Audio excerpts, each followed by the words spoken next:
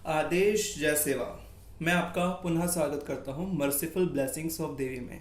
आज का थंबनेल देखते ही आप समझ गए होंगे कि आज हम भैरव देव की मूर्ति के विषय में बात करने वाले हैं। तो सबसे बड़ा अहम प्रश्न है कि लोग बोलते हैं, यानी ज्योतिषी और आजकल के पंडित बोलते हैं कि भैरव देव की मूर्ति घर में स्थापित ना करें। ये प्रश्न मेरा उनके लिए है जो ऐसा कहते हैं। क्यों? भैरव देव मदिरा पान करते हैं इसलिए, या भैरव देव शमशान में रहते हैं इसलिए? लोगों ने मंत्रणा बना रखी है कि काली देवी की मूर्ति भी घर में स्थापित नहीं की जाती। ऐसा क्यों? इसके पीछे का रीजन क्या है? ऐसी बहुत सारी चीजें हैं।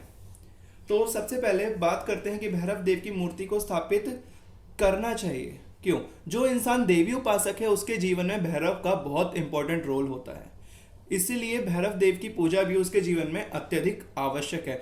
आपने जागरण में देखा होगा कि एक तरफ हनुमान जी और एक तरफ भैरव जी की स्थापना की जाती है देवी भगवती के अगल बगल।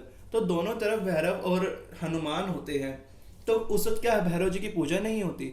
पता है आपको, इस विषय में शायद ना जानते हो, काली तंत्र में बताया गया है कि जो भैरव देव है उनको भोग लगे बिना माता काली तो भोग अस्वीकार कर देती है।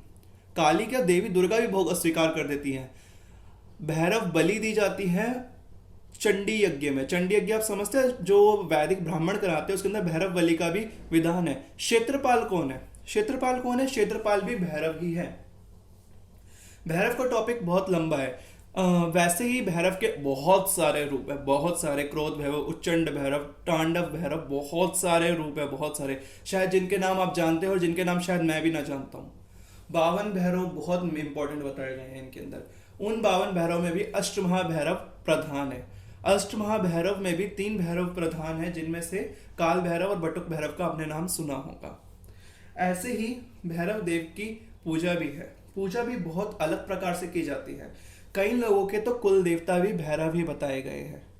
खैर, ये बात तो हो गई इस विषय में, परंतु अब मेन टॉपिक आता है कि मूर्ति किस तरीके की स्थापित की जाए। तो मैं आपको पहले मूर्ति दिखाता हूँ जिस तरीके की मैंने अपने घर में स्थापित कर रखी है। देखिए, जो ये मूर्ति है ये मैं लाया था दिल्ली में। एक मंदिर है पटुक भैरव का, वहां से लेकर आया था। किलकारी भैरवनाथ पुराने किले के पास है, तो वहां पे ये मूर्ति मिलती है। ये बटुक भैरव की मूर्ति है।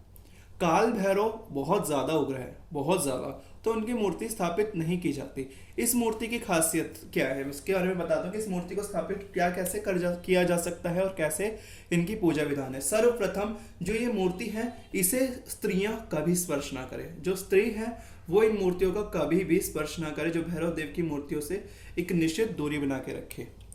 हाँ, उनकी पूजा कर सकती है, उनकी आराधना कर सकती है, परंतु उनका स्पर्श वर्जित बताया गया है भैरव उपासनाओं में स्त्री का।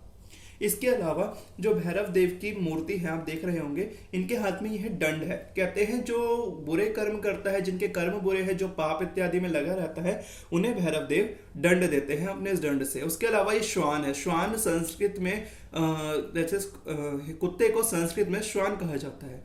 और ये मदिरा की बोतल दिख रही होगी आपको, यानी शराब की। इसके अलावा यहाँ पे खप्पर है रक्त का। इसमें मदिरा भी होती है, रक्त भी होता है, धूना भी होता है। इसके अलावा जलता हुआ खप्पर भी इसमें विराजमान है। इसके अलावा यहाँ पर आप उनके हाथ में देख रहे होंगे कटा हुआ शीश।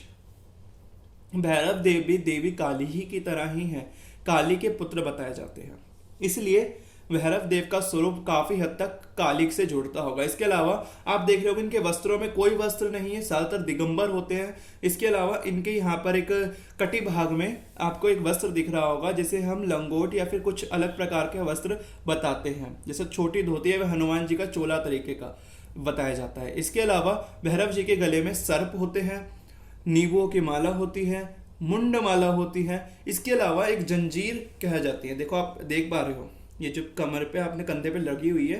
आपने देखा होगा कई लोगों के घर में रात को रात जगाई जाती है। रात जगाना बोलते हैं। आपके शहर में क्या बोलते हैं मुझे नहीं पता, बट मुझे जरूर बताइएगा, क्योंकि ज्ञान बांटने से ही बढ़ता है।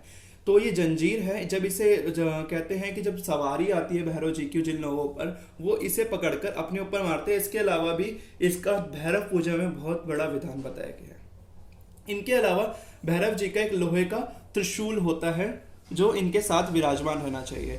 ये चौकी पर विराजमान है, इनकी एक चौकी है। इसके अलावा इनकी खड़ाऊ, इनके पैरों में घुंघरू, हाथों में सर्प के या फिर एक अलग तरीके का कोड़ा टाइप का वो आता है, वो बंधा होता है। कमर पे घुंघरू विराजमान रहते हैं, मस्तक पे त्रिपुंड रहता है।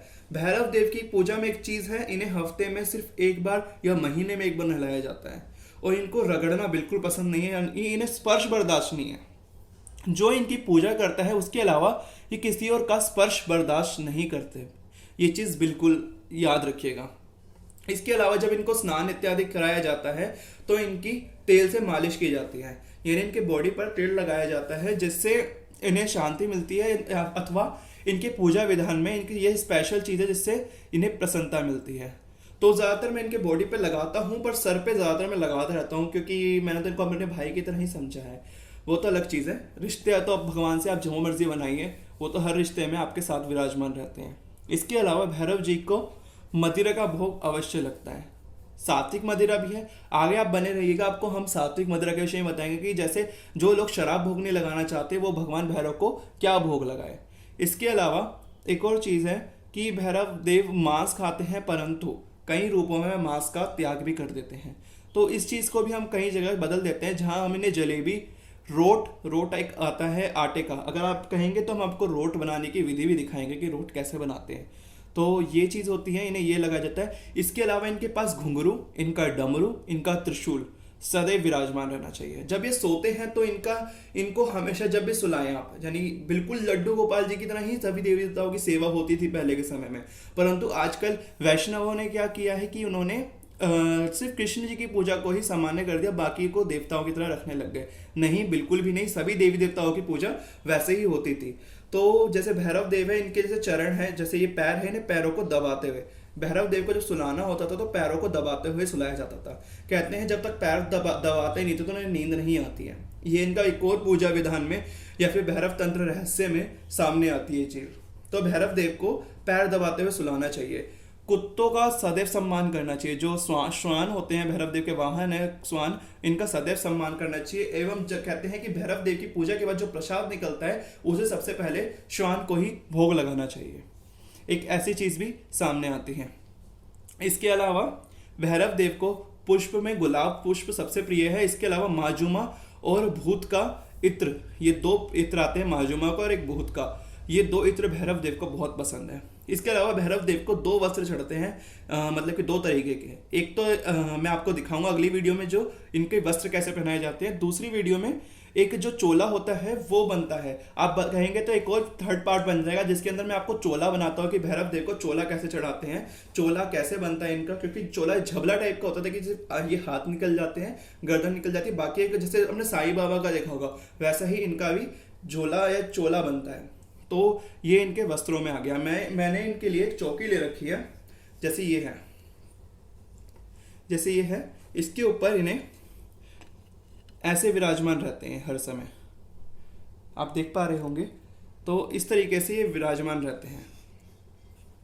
तो इनकी चौकी है, तो इसलिए इनको अपनी चीज़ें बिल्कुल प्रिय हैं। इनकी चीज़ें कभी आप किसी को ना दें, ये चीज़ आप ध्यान रखिएगा।